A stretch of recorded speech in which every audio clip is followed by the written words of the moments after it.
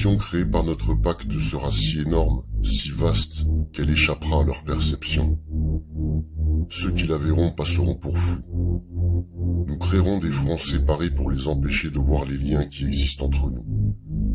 Nous nous comporterons comme si nous n'étions pas connectés pour garder l'illusion bien vivante. Nous distillerons nos objectifs au goutte à goutte pour ne pas éveiller les soupçons.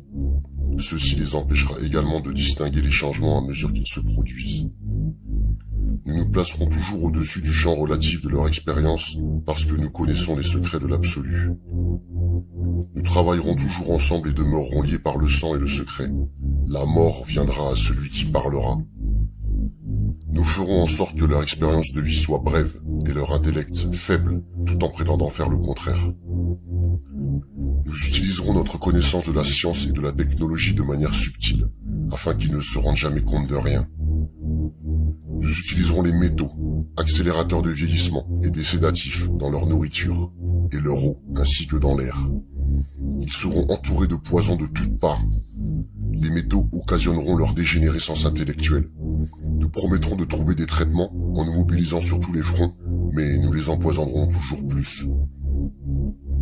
Les dits poisons seront absorbés par la peau, par la bouche, et détruiront leur esprit et leur système de reproduction.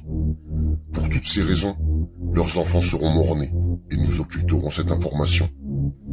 Les poisons seront dissimulés dans tout ce qui les entoure, dans tout ce qu'ils boivent, ingèrent, respirent, et dans les vêtements qu'ils portent. Nous devons nous montrer ingénieux à cet égard, car ils ont la capacité de voir loin. Nous leur enseignerons que les poisons sont bons en diffusant des images amusantes et des tonalités musicales. Ceux qui les respectent nous aideront, car nous les enrôlerons pour faire progresser nos poisons. Ils verront nos produits utilisés dans des films et s'y accoutumeront sans jamais connaître leurs effets véritables. Dès la naissance, leurs enfants recevront des injections de poison dans le sang et nous les convaincrons que c'est pour leur bien. Nous commencerons quand les enfants seront tout petits, que leur esprit est jeune, et nous les ciblerons avec ce que les enfants préfèrent, les sucreries. Lorsque leurs dents commenceront à se détériorer, nous les remplirons de métaux, ce qui détruira leur mental et anéantira leur avenir.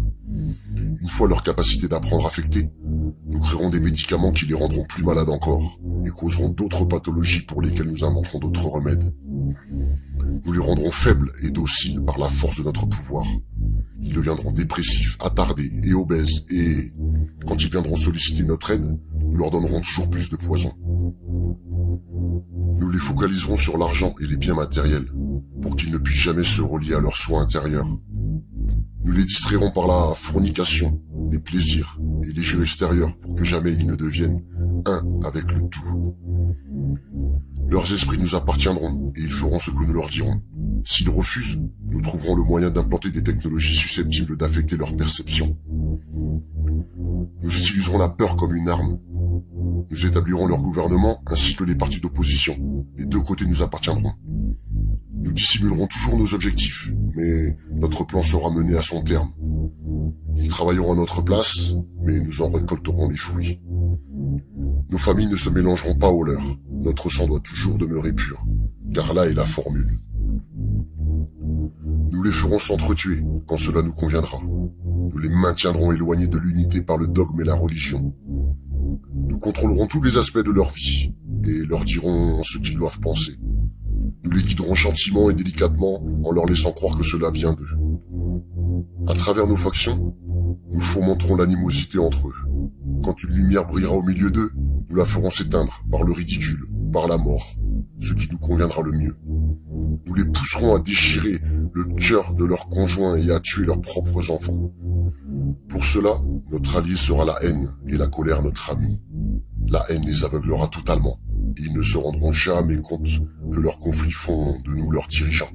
Ils seront bien trop occupés à s'entretuer. Ils baigneront dans leur propre sang et tueront leurs voisins jusqu'au moment que nous considérerons propice à notre assaut. Nous en tirerons le plus grand bénéfice, car ils ne nous verront pas, car ils ne peuvent pas nous voir. Leur guerre et leur mort nous permettront de prospérer toujours plus.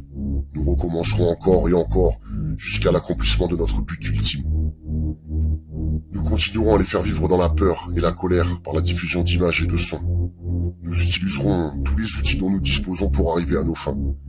Les outils nous seront fournis par leur travail. Nous ferons en sorte qu'ils se détestent eux-mêmes et leurs voisins. Nous leur cacherons toujours la vérité divine, le fait que nous sommes tous un, car ils ne doivent jamais le savoir. Ils ne doivent jamais découvrir que la couleur de peau n'est qu'une illusion. Ils doivent toujours penser qu'ils ne sont pas égaux. Pas à pas, insensiblement, nous ferons avancer notre objectif.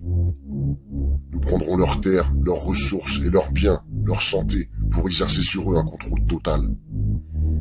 Nous les abuserons en les incitant à accepter des lois qui les priveront du peu de liberté qu'il leur reste encore.